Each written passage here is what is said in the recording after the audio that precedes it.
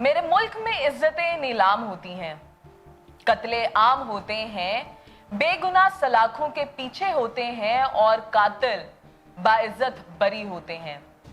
Justice butchered, Shahrukh Jatoi acquitted. मैं उस मुल्क में रहती हूं जहां पे एक नौजवान, एक 20 साल नौजवान शाहजेब खान का कत्ल होता है।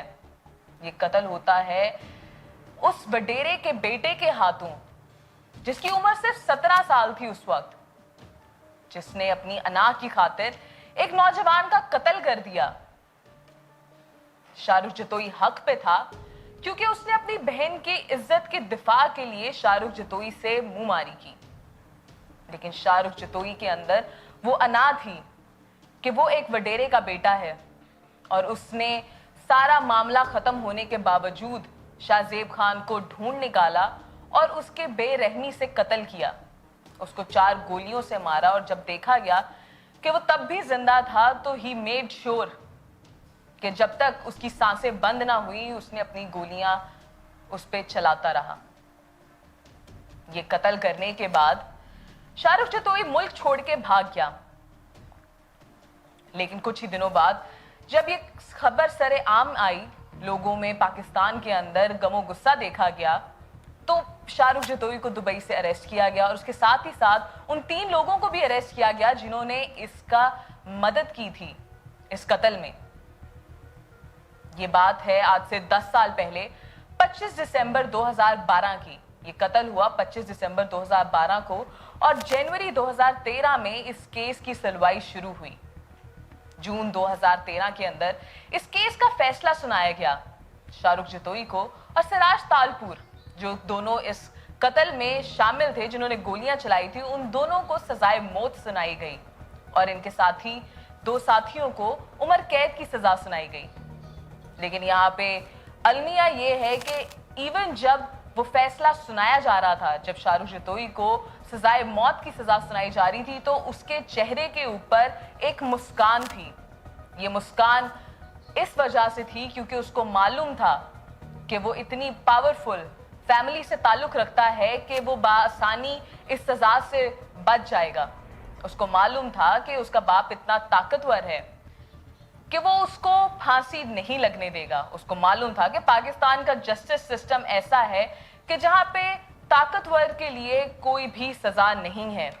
ताकतवर जब तक चाहे वो किसी भी बेगुनाह की जान, किसी भी गरीब की जान ले सकता है। ये सजा तो सुना दी गई और अवाम ने इस पे खुशी भी मनाई, लेकिन उसके ऊपर अमल दरामद नहीं किया जा चुका था। 5 साल गुजर गए। 2017 में फिर शाहजेब खान, जो कि विक्टिम था शाहरुख जतोई का, उसकी फैमिली ने फैसला किया कि वो इनको माफ करने के लिए तैयार हैं। हो सकता है कि उनके ऊपर काफी प्रेशर डाला जा रहा हो। उन्होंने ये अपील दायर की सिंध हाई कोर्ट में कि इनको माफ कर दिया जाए, इन 4 कॉन्विक्ट्स को माफ कर दिया जाए। और जब ये अपील दायर की जा रही थी तो शाहजेब खान की वालदा ने ये कहा कि उनके दिलों में उन्होंने इन लोगों को माफ नहीं किया है, लेकिन अल्लाह के नाम पे वो उनको माफी देने के लिए इस दुनिया में तैयार हैं, क्योंकि वो सारी जिंदगी डर के नहीं जी सकते। जिससे ये साबित होता है कि इस पावरफुल फैमिली ने शाहजेब खान की फैमिली के ऊपर कितना प्रेशर डाला था कि वो ये केस वापस ले लें और इन मुजरिमों को माफ कर दें। इस अपील के ऊपर काम हुआ और सिंध हाई कोर्ट ने चंद महीनों के अंदर ही इन 4 को बेल देने का फैसला किया, इन 4 को बाइज्जत बरी करने का फैसला किया। लेकिन ये केस वहां पे खत्म नहीं हुआ, क्योंकि इसके बाद सिविल सोसाइटी एक्टिव हुई और उसने सुप्रीम कोर्ट के अंदर दोबारा इस केस को खोला। अब सुप्रीम कोर्ट के हाथ में ये फैसला आ चुका था और सुप्रीम कोर्ट ने फैसला करना था। सुप्रीम कोर्ट ने इन 4 को दोबारा से अरेस्ट करने का फैसला सुनाया। इन 4 को फिर से अरेस्ट कर लिया गया, लेकिन इन्होंने जेल में किस तरह की जिंदगी गुजारी, एक बहुत ही लेविश लाइफस्टाइल जो कि एक आम इंसान बाहर भी अफोर्ड नहीं कर सकता। वो जेल में ऐसी जिंदगी गुजारते रहे, अपनी मर्जी से अंदर बाहर आते जाते रहे, जस्ट बिकॉज वो एक पावरफुल फैमिली से ताल्लुक रखते थे। और आज सुप्रीम कोर्ट ने इस केस के ऊपर अपना फैसला सुनाया है और एक बार फिर से पाकिस्तान का क्रिमिनल जस्टिस सिस्टम फेल हो चुका है बुरी तरह और पाकिस्तान का वडेरा सिस्टम जीत गया।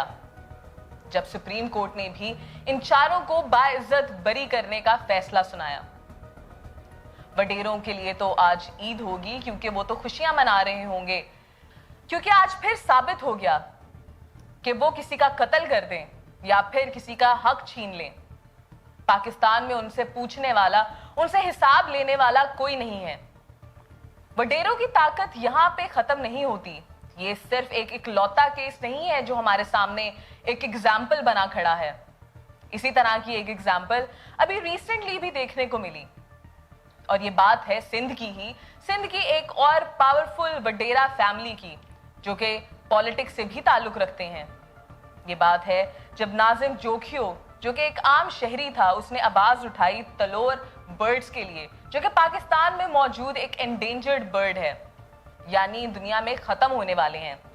जब पीपल्स पार्टी के एमएनए जाम करीम के कुछ मेहमान आए जो कि अरबी थे और जो कि शौक रखते थे शिकार का, इस तरह के एंडेंजर्ड परिंदों के शिकार का, जब वो शिकार कर रहे थे तो उसने एक वीडियो बनाई उनसे पूछते हुए कि वो ये क्यों कर रहे हैं, जबकि वो जानते हैं कि ये एंडेंजर्ड हैं। तो ये वीडियो सोशल मीडिया पे भी काफी वायरल हुई और लोगों ने सवाल उठाया। एक नाजिम जोखियो जो कि एक आम शहरी था, वो एंडेंजर्ड बर्ड्स के लिए आवाज उठा रहा था, जबकि हमारी सुप्रीम कोर्ट ने इसके ऊपर फैसला देने से मना किया। जब सुप्रीम कोर्ट के अंदर ये केस गया था, जो कि मना कर दिया, इलीगल करार दे दिया गया था इन बर्ड्स का शिकार, उसको रिवर्स कर दिया गया एक पॉलिटिकल इंपॉर्टेंस का नाम देते हुए कि बहुत जरूरी है कि अरबियों और फॉरेन लोगों के साथ अपना ताल्लुक बरकरार रखने के लिए कि वो बेशक आए पाकिस्तान और आके इस तरह के कीमती जानवरों का शिकार कर सकें। तो एक रिस्पॉन्सिबल शहरी होने के नाते उसने ये आवाज उठाई, लेकिन यहाँ पे बात फिर आ गई उस एमएनए के अना के, उस वडेरे की अना के। उसको ये बर्दाश्त ना हुआ कि एक आम शहरी ने उसके मेहमानों के सामने उससे ये पूछा भी कैसे कि वो शिकार क्यों कर रहे हैं।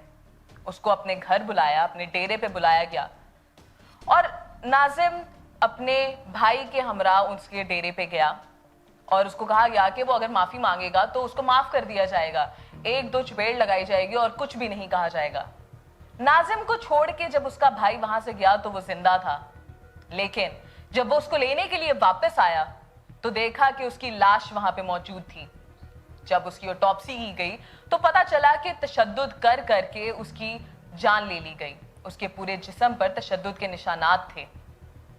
अब ये केस पुलिस ने रजिस्टर नहीं किया, इसके ऊपर कोई भी कार्रवाई ना की गई। इसमें भी जो कातिल थे, जो मेन लोग शामिल थे, वो मुल्क से फरार हो गए।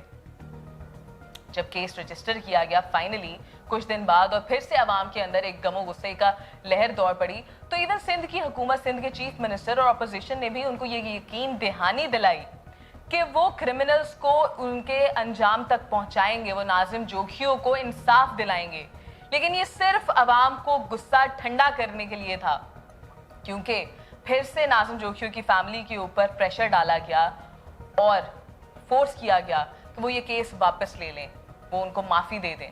पाकिस्तान के अंदर लॉ सिस्टम का ये निज़ाम है कि यहाँ पे अमीर अगर किसी का कत्ल करे तो उसको सज़ा नहीं मिलती, बल्कि उसको माफ़ कर दिया जाता है, या फिर उस फैमिली को इतना प्रेशर किया जाता है कि वो केस ही दायर ना करे, क्योंकि जब तक केस ही दायर नहीं होगा तो उसकी प्रोसिक्यूशन कैसे की जाएगी।